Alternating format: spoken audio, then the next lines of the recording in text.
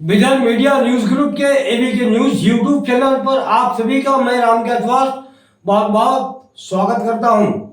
केंद्र सरकार द्वारा पिछले दिनों जीएसटी में कटौती की गई और यह बयानबाजी की गई, यह घोषणा की गई कि जीएसटी में कटौती के बाद आम आदमी को, ग्राहकों को काफ़ी फायदा होगा, लाभ होगा और उन्हें जो चीज़ें महंगी मिल रही थी उसके दाम कम हो जाएंगे और वह सस्ते में खरीद पाएंगे।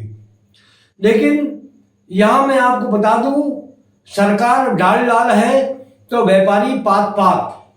मतलब जीएसटी कम हो गए। 22 सितंबर से जीएसटी की जो स्लैब था उसमें काफ़ी कुछ मतलब कटौती की गई, कमी की गई। सरकार की ओर से अखबारों में जो समाचार प्रकाशित किए गए उसमें बढ़ा चढ़ाकर यह कहा गया कि अब ग्राहक और उपभोक्ताओं को जीएसटी कम होने से उन्हें काफ़ी राहत मिलेगी और वह जो चीज़ें पहले महंगे दामों पर खरीद रहे थे अब वह सस्ती हो जाएंगी। लेकिन सिक्के का दूसरा पहलू यह है कि अभी तक जीएसटी कटौती के बाद दुकानदारों ने ग्राहकों को लाभ देना शुरू ही नहीं किया। उनका कहना है कि यह जो उनके पास उनकी दुकान में जो स्टॉक है ये पुराना है और इस पर वह जीएसटी भर चुके हैं, इसलिए जीएसटी कम होने के बाद भी वह वही चीज़ें पुराने दामों पर ही बेची जा रही हैं। मतलब व्यापारी यहाँ भी मुनाफाखोरी करने से बाज नहीं आ रहे।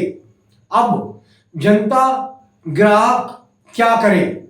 वह दुकानदार से बहस करती है, व्यापारी से बहस करती है।